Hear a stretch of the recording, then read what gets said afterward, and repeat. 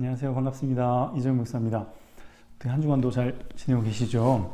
하나님이 주신 힘과 하나님이 주신 은혜로 참으로 하루하루 행복한 그런 삶을 살아가는 우리 믿음의 학생이 되면 참 좋겠습니다. 오늘 같이 보실 하나님 말씀은 전도서 12장 말씀 같이 보도록 하겠습니다. 지난 시간에는 잠언서 말씀을 통해서 솔로몬이 얼마나 참으로 지혜롭고 현명한 사람인지 말씀을 통해서 많이 느꼈습니다. 참으로 솔로몬이 하나님의 은혜 가운데 하나님이 주신 지혜를 가지고 이 세상에 어떻게 살아야 참으로 행복하고 또 복된 인생을 살 수 있는지 참 이치를 바로 깨닫고 그것을 우리에게 많이 교훈해 주었습니다. 그런데 그렇게 지혜롭고 현명했던 솔로몬이 우리 전도서를 읽다 보니까 전도서에 보면 헛되고 헛되니 모든 것이 헛되도다 이렇게 솔로몬이 고백을 하고 있거든요. 자신의 인생을 돌아보면서 마치 바람을 잡으려고 한 것과 같다. 이 세상의 모든 것이 죽음 앞에 서니까 너무나 허무하다라고 이렇게 고백을 하고 있습니다. 그래서 일주일 동안 이렇게 들었던 고민이 뭐였냐면, 아니 그렇게 지혜롭고 현명했던 솔로몬이 왜 정작 자신의 인생은 이렇게 허무하고 또 헛된 삶을 살았다라고 이렇게 한탄하고 있을까? 솔로몬의 문제가 무엇이었을까? 솔로몬은 왜 이렇게 허무한 인생을 살았을까에 대해서 고민을 했었습니다. 근데 12장에 보면 그 답을 하고 있더라고요. 전도서 12장에 보면 왜 솔로몬이 그렇게 한 번뿐인 인생을 자기가 가지고 있는 많은 것을 가지고도 행복하고 참으로 의미 있고 가치 있는 인생을 살지 못하고 허무한 인생을 살 수밖에 없었는가?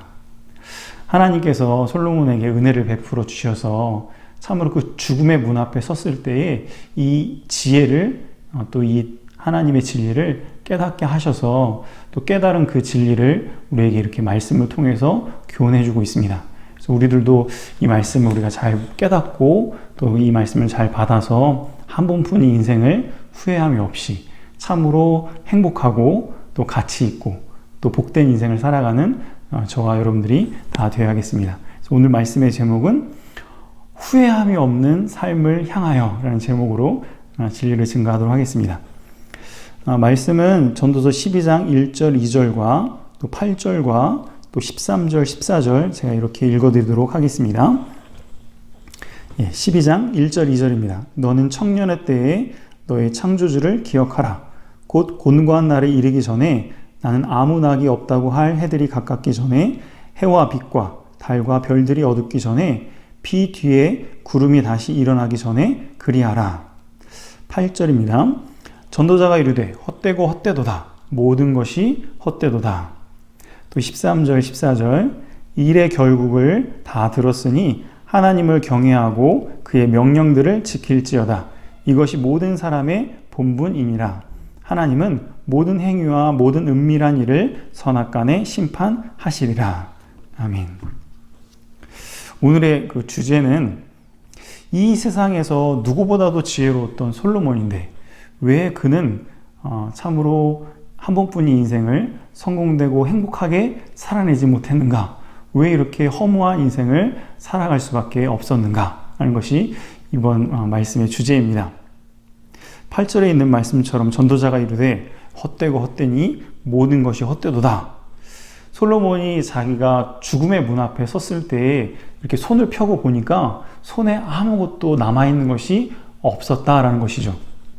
일평생 동안 왕으로서 자기가 가지고 있는 지혜로서 자기가 가지고 있는 모든 것으로 무언가 잡아보려고 애를 써봤지만 마치 바람을 잡으려는 것처럼 뭔가 이렇게 잡히는 것처럼 느껴지긴 했는데 젊음의 때가 다 지나고 죽음을 앞두고 있을 그 시점에 손을 딱 펴보니까 아무것도 남은 것이 없게 되어서 마치 인생이 바람을 잡으려는 것과 같다. 헛되고 헛되니 모든 것이 다 헛되도다 라고 이렇게 탄식하고 있는 것입니다. 솔로몬이 이렇게 허무한 인생을 살았던 이유가 무엇이었을까요? 도대체 그렇게 지혜로웠던 솔로몬에게 뭐가 문제였길래 이렇게 인생을 허무하다라고 이렇게 탄식하고 있을까요? 하나님께서 그래도 솔로몬에게 은혜를 베풀어 주셔서 이 죽음의 문턱에 섰을 때에 솔로몬이 아마 하나님께 간절히 기도하고 그 답을 찾기 위해서 힘을 썼을 거예요. 하나님, 왜 저는 이 인생을 이렇게 허무한 인생을 살 수밖에 없었습니까? 제가 도대체 뭘 잘못했습니까? 제가 문제가 뭐였습니까? 그것을 알게 해주세요. 라고 이렇게 간절히 하나님께 매달렸던 것 같아요. 그랬더니 하나님께서 솔로몬에게 깨닫게 해주셨습니다. 네가 잘못한 것은 바로 이것 때문이다. 네가 이것을 기억하지 않았기 때문에 너는 그렇게 허무한 인생을 살았던 것이다. 라는 것을 알려주시는 거예요. 그래서 솔로몬이 그 깨달은 것을 우리에게 또 교훈해 주고 있습니다. 그것이 무엇이었냐면 11장 1절에 있는 말씀처럼 너는 청년의 때가 지나가기 전에 이 청년의 때에 창조주를 기억하라 라고 말씀하고 있습니다. 그래서 이 12장의 핵심은 무엇이냐면 너는 창조주를 기억하라. 그리고 그 창조주이신 하나님을 경외하고 그 명령을 지켜라 라는 것이 솔로몬이 깨달은 후회하지 않는 삶을 살아가는 비결 또 지혜입니다. 왜 너는 청년의 때에 창조주를 기억하라 라고 말씀하셨는가? 우리 사람을 창조하신 분이 우리 하나님이십니다. 그러므로 누구보다도 세상의 어떤 존재보다도 우리를 잘 알고 계시는 분이 우리 창조주이신 하나님이십니다. 우리가 어떻게 살아야 건강한 삶을 살 수 있는지, 우리가 어떻게 살 때 행복한 삶을 살아갈 수 있는지, 우리가 어떻게 살아야 한 번뿐인 인생을 후회함이 없이 참으로 복된 삶을 살아갈 수 있는지 누구보다도 잘 아시는 분이 우리를 만드신 하나님, 창조주이신 것이죠. 우리를 만드셨기 때문에 우리가 뭐가 약한지, 우리에게 뭐가 필요한지, 우리에게 뭐가 채워져야 하는지 하나님은 누구보다 잘 알고 계신 것입니다. 그렇기 때문에 우리가 하나님의 말씀, 특별히 우리를 창조하신 그 하나님의 말씀을 잘 듣고 잘 순종하는 것이 바로 건강의 비결이고 행복의 비결이고 참으로 복된 인생을 사는 가장 지혜로운 방법인 것이죠. 예를 든다면 하나님께서는 우리 인생들로 하여금 사랑을 하고 또 사랑을 받아야만 행복을 느낄 수 있는 그런 존재로 창조를 하셨습니다.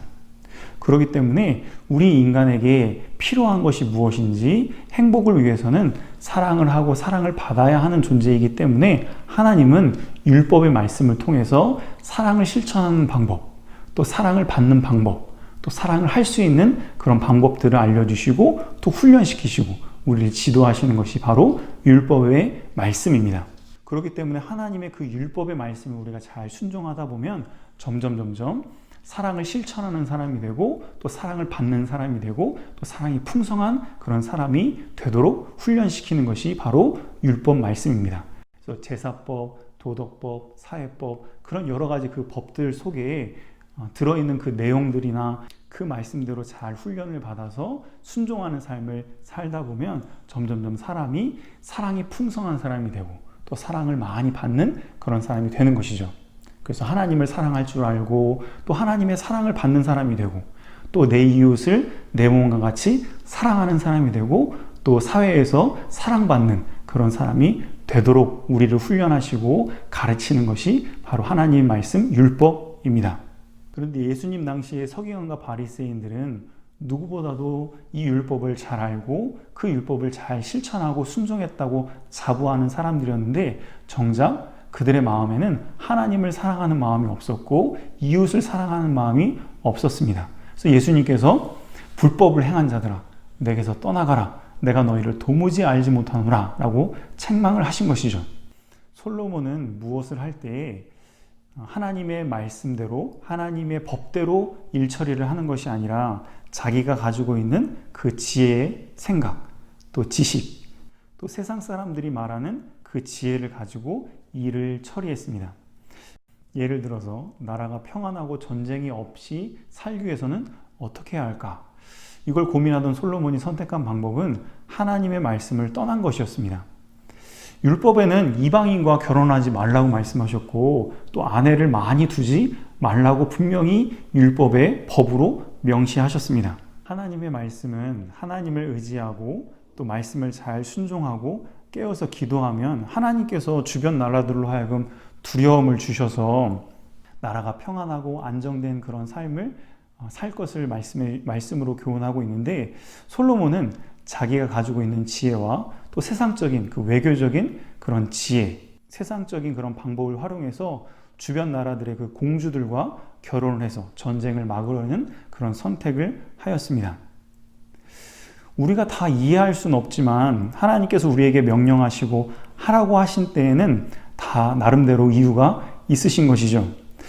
당장은 이해가 되지 않는다고 하더라도 하나님 말씀을 신뢰하고 또 하나님을 경외하는 그 믿음으로 하나님 말씀을 힘써 순종하다 보면 이 세상에서도 하나님이 약속하신 대로 참된 복을 받는 그런 복된 삶을 살아갈 수 있고, 또 죽음 이후에도 천국에서 영원한 상급을 얻게 되는 복된 그런 삶을 살아가게 되는 것이죠. 12절에 보면 내 아들아 또 이것들로부터 경계를 받으라. 많은 책들을 짓는 것은 끝이 없고 많이 공부하는 것은 몸을 피곤하게 하느니라 라고 말씀하고 있습니다. 이 말씀은 공부를 하지 말라라는 그런 말씀이 아니라 하나님 없이, 하나님의 말씀에 인도함이 없이 많이 공부하는 것은 오히려 몸에 해가 된다, 또 오히려 우리에게 유익이 없다라고 이렇게 말씀하는 것이죠. 반대로 하나님과 함께 공부하는 것, 또 하나님께서 인도하시는 대로 하나님의 인도함을 따라 공부를 많이 하는 것은 우리의 삶 가운데서 여러 가지 큰 유익을 가져다 줄 것입니다. 하나님 없이 하는 그 모든 것들의 종착역은 허무함입니다. 하나님 없이 돈을 많이 버는 것, 또 하나님 없이 왕이 되는 것, 또 하나님 없이 열심히 살아가는 그 모든 것들은 결국 이 세상과 함께 세상이 멸망할 때에 다 사라져버리게 되는 것이죠. 반대로 하나님과 함께 공부를 많이 하는 것, 또 하나님과 함께 돈을 많이 가지고 있는 것, 또 하나님과 함께 왕이 되는 것, 또 하나님과 함께 열심히 살아가는 그 모든 것들은 하나님께서 영원하시기 때문에 영원토록 기억이 되고, 또 영원한 의미가 있고, 또 영원토록 큰 영광이 되는 것이죠. 인생은 바람을 잡으려는 것처럼 모든 것이 헛되니 모든 것이 헛되다라고 솔로몬은 고백하고 있습니다. 그런데 하나님께서 나와 함께 하시면 그 모든 것들이 허무한 것이 아니라 그 모든 것들이 복되고 기쁘고 행복한 걸로 변하게 되는 것이죠. 인생의 그런 허무함이 하나님이 함께 하심으로, 또 예수 그리스도 안에서 이렇게 반전을 일으켜서 허무함이 아니라 참으로 복되고 가치가 있고 행복한 삶으로 변화가 되는 것입니다. 우리가 원래는 죄인이고 멸망받을 수밖에 없고 또 지옥의 심판을 받을 수밖에 없었던 그런 더러운 죄인들이었는데, 우리가 예수님을 믿음으로 구원을 받아서 하나님의 자녀가 되므로 그 모든 것이 역전이 되고 반전이 돼서 이제는 하나님의 축복을 받고 하나님의 은혜 가운데 복된 삶을 살아가는 그런 참된 성도가 되었습니다. 우리가 자신이 죄가 얼마나 많고 자신이 허물이 얼마나 큰지를 깊이 깨달은 사람이 더 큰 감사와 더 큰 감격과 기쁨이 있는 것처럼, 자신의 인생이 얼마나 허무한지를 깊이 깨달은 사람이 그 허무함에서 건져주시고 참으로 복된 삶을 살아가게 하신 그 하나님을 찬양하고 하나님께 감사와 영광을 돌리는 그런 삶을 살아갈 수 있는 것이죠. 솔로몬은 이 젊음의 때가 다 지나고 죽음의 문 앞에 도달해서야 이 진리를 깨닫게 된 것입니다. 하나님을 경외하고 그 명령을 지키는 것이 인간의 본분이다라는 것이죠. 우리가 어떻게 살아야 행복하고 성공된 인생을 살아갈 수 있는지 누구보다도 우리를 창조하신 분이 가장 잘 알고 계십니다. 그렇기 때문에 이 창조주이신 그 하나님 말씀을 잘 순종하는 것이 행복한 인생을 살 수 있는 가장 지혜로운 방법이다라는 것을 깨닫는 저 여러분들이 다 되어야겠습니다. 그래서 하나님께서는 왕이 되고 나서는 이 성경책을 늘 옆에 가까이 두어라 라고 명령하고 계십니다. 신명기 17장 18절부터 20절에 보면 그가 왕 위에 오르거든 이 율법서의 등사본을 레위 사람 제사장 앞에서 책에 기록하여 평생에 자기 옆에 두고 읽어서 그의 하나님 여호와 경외하기를 배우며 이 율법의 모든 말과 이 규례를 지켜 행할 것이라. 그리하면 그의 마음이 그의 형제 위에 교만하지 아니하고 이 명령에서 떠나 좌로나 우로나 치우치지 아니하리니 이스라엘 중에서 그와 그의 자손이 왕위에 있는 날이 장구하리라 라고 말씀하셨습니다. 하나님은 누구보다도 우리를 잘 알고 계시기 때문에 사람이 왕이 되고 나서 자기가 하고 싶은 대로 다 할 수 있는 그런 지위에 올라가면 어떻게 변할지 하나님은 잘 알고 계셨습니다. 그렇기 때문에 왕이 되고 나서는 반드시 이 하나님의 말씀을 적어서 등사해서 옆에 가까이 놓고 늘 그 말씀을 묵상하고 그 말씀을 순종하는 삶을 살아야 참으로 복된 삶을 살아갈 수 있다는 것을 우리에게 말씀으로 알려주시는 것이죠. 그래서 이것을 잘 실천했던 사람이 바로 다윗 왕이었습니다.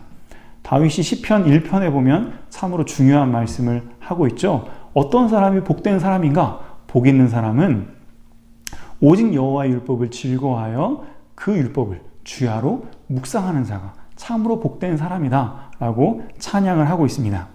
그래서 실질적으로 다윗은 늘 하나님의 말씀을 옆에 가까이 놓고 늘 읽고 묵상하고 그 말씀을 음미하면서 기도하는 그런 삶을 살았기 때문에 죽음 앞에 섰을 때 다윗은 참으로 하나님을 찬양하고 천국을 바라보며 하나님의 은혜 가운데 복된 그런 행복한 인생을 살아갈 수 있었던 것이죠. 다윗이 얼마나 하나님 말씀을 가까이 놓고 말씀을 좋아했는지 시편 19편 7절부터 10절에 보면 10절 말씀에 여호와의 법도 진실하여 다 의로우니 금 곧 많은 순금보다 더 사모할 것이며 꿀과 송이꿀보다도 더 달도다 라고 이렇게 고백을 하고 있습니다.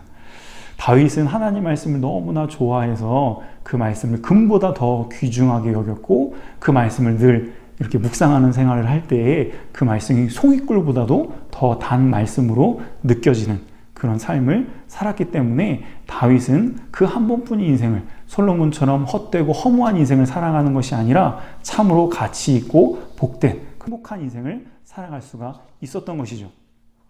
말씀을 정리하겠습니다.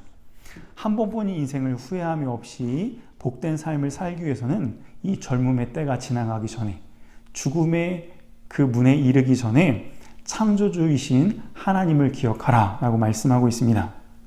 우리를 사랑하셔서 늘 우리에게 가장 좋은 것을 주시는 그 하나님께서 우리에게 말씀을 주셨습니다. 율법을 주셨어요. 그래서 그 율법을 순종하고 말씀을 순종할 때에 우리가 참으로 후회함이 없이 행복하고 건강하고 가치 있고 참으로 보람된 인생을 살아갈 수가 있는 것이죠. 그래서 그 하나님을 신뢰하고 하나님을 경외해서 하나님께서 하라고 하신 그 말씀을 귀담아 잘 듣고 힘써서 순종하는 사람이 될 때에 한 번뿐인 인생을 후회하지 않는 그런 복된 사람이 될 줄 믿습니다. 그래서 다윗처럼 늘 하나님의 말씀을 옆에 두고 주야로 묵상하면서 하나님의 말씀과 함께 그 인도를 따라서 살아가는 그런 복된 그런 삶을 살아가는 저희들이 다 되어야겠습니다. 그러면 우리도 이 젊음의 때가 다 지나고 죽음의 문 앞에 섰을 때에 솔로몬처럼 자신의 허무한 인생을 돌아보면서 한탄하는 모습이 아니라 눈을 들어서 영원한 상급을 바라보며 기쁨과 찬양하는 그런 모습이 될 줄을 믿습니다.